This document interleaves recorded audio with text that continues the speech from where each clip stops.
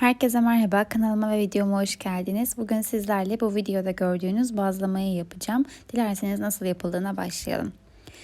Öncelikle kontrollü bir şekilde unumu eleyerek bir kabımın içerisine alıyorum. Ben ilk etapta 5 su bardağı un kullandım. Daha sonrasında 1 su bardağı daha ekledim. O yüzden siz de kontrollü bir şekilde ununuzu ekleyin. 2 paket kuru maya kullandım. Dilerseniz 1 paket yaş maya da kullanabilirsiniz. Yarım çay bardağı sıvı yağ, 2 tatlı kaşığı da tuz ekledim. Ve 3 su bardağı sıcak su ekliyorum. Dediğim gibi önce 5 su bardağı un ekledim ve 3 su bardağı sıcak suyu ekleyip unumu yoğurdum.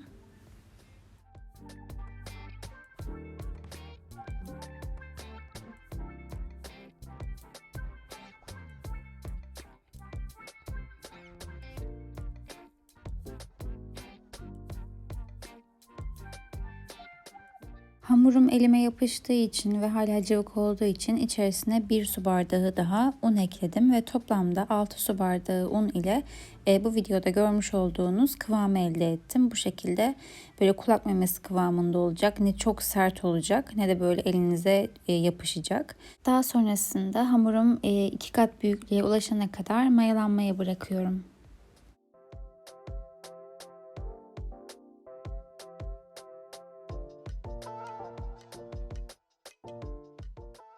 Hamurumun mayalanması bitti ve bu şekilde bayağı bir kabardı. Ben aslında hamurumu unuttum. O yüzden çok fazla mayalandı ve biraz ekşidi açıkçası. Şimdi hamurumu çıkarttım ve bezeler oluşturacağım. Eğer siz küçük bazlamalar istiyorsanız daha küçük bezeler oluşturabilirsiniz. Büyük istiyorsanız da büyük bezeler oluşturabilirsiniz.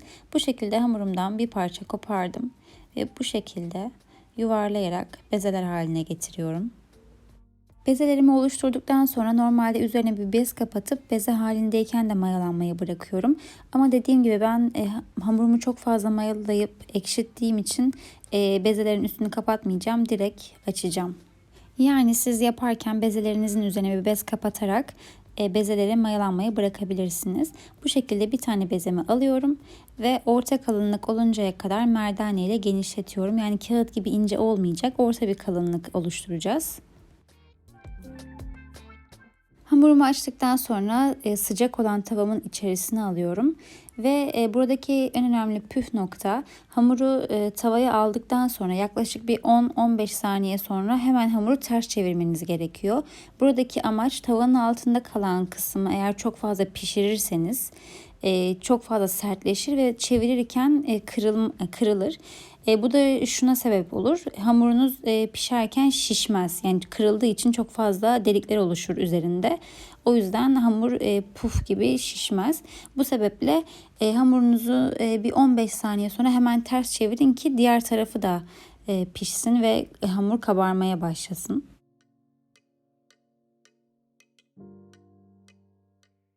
Bu şekilde hamurun altında ve üstünde çatlaklar olmadığı için hamurum çok kolay bir şekilde puf gibi iki hamur arasında ayrılıyor ve bu şekilde şişiyor.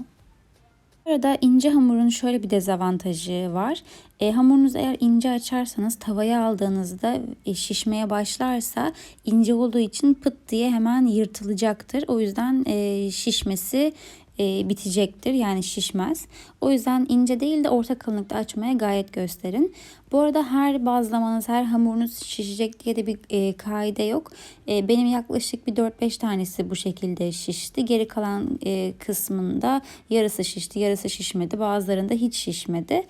O yüzden bu şekilde yapabilirsiniz.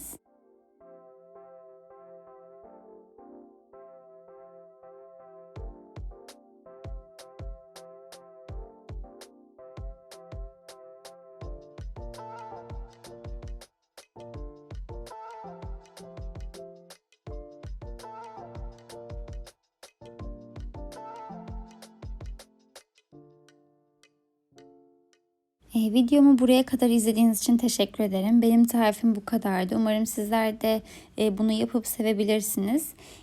Kanalıma abone olmayı ve videomu beğenmeyi ve yorum yapmayı unutmayın. Yapanlara şimdiden afiyet olsun. Sağlıcakla kalın.